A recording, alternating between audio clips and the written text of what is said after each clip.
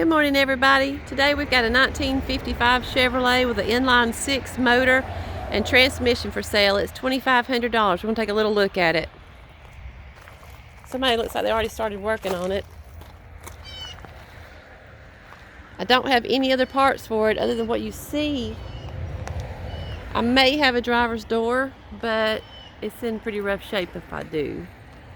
Here's a drip line. The floorboards don't look too bad. This is the driver's side.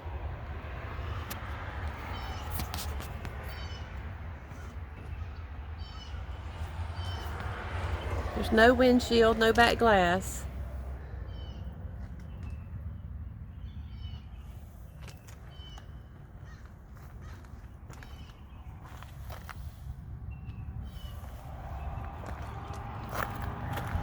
I don't have a tailgate. Overall, it's in pretty good shape. Minimal rust on this thing.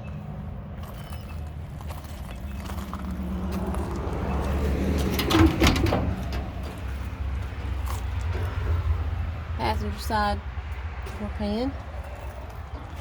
Let's see if we can take a look at the motor up here. This is the inline 6. We haven't tried cranking it or anything like that.